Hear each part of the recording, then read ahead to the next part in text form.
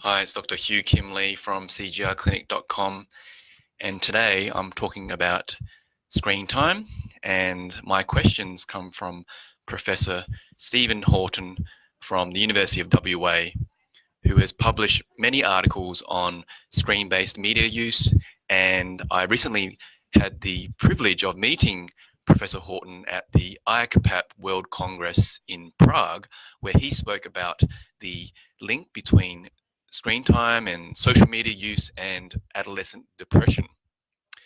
So today, Professor Houghton asks, what do you think would qualify for someone who spends too much time on electronic screens or gaming in excess of 8 hours per day? Well, if someone was playing 8 hours per day, just for weekdays alone, that would be approximately 40 hours per week. And we know that from my time in Singapore at the National Addictions Management Service, where they had an internet gaming addiction clinic for teenagers, the teenagers that were presenting there, on average, were gaming for more than 45 hours per week. And these were teenagers who were seeking help for their problems with online gaming.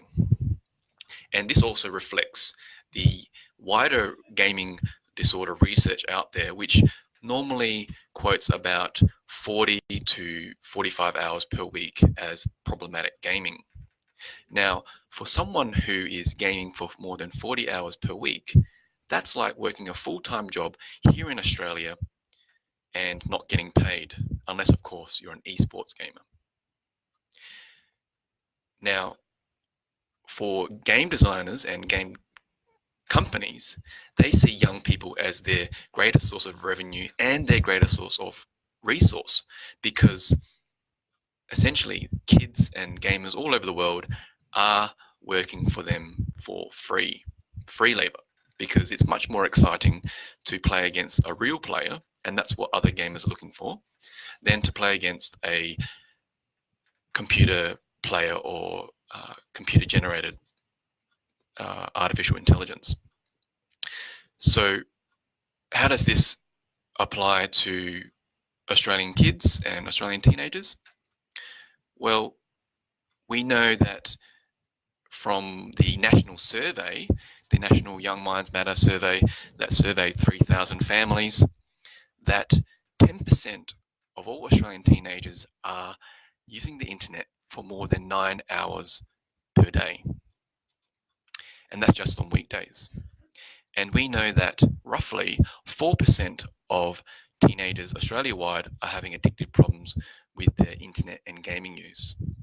And although boys play more online games, girls are using more social media and chatting, and girls are actually having more addictive problems than boys.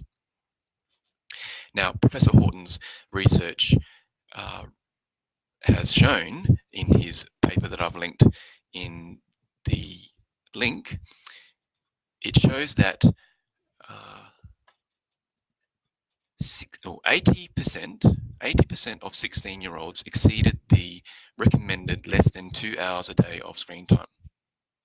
Yeah, and 45% of 80-year-olds exceeded the recommended 2 hours a day. So where does this recommendation come from? This recommendation comes from the American Academy of Pediatrics, which has on their website for children over the age of 6 that we should limit their screen use, and their guidelines, somewhere they've published roughly 2 hours a day. And what Professor Houghton has commented on is that this is very hard to police, and that it's more common for young people to spend more than 2 hours a day. And we know that from the research that if you spend more than an hour a day, you're more likely to have problems with your academics and more likely to have problems with obesity. And how does this link with the addiction criteria, and what's the bottom threshold? Well, for me, the easy way to remember is that if you're spending more than 40 hours a day on an online game, then you're essentially working a full-time job for free, and that there's a possibility that you're having difficulty controlling your online gaming.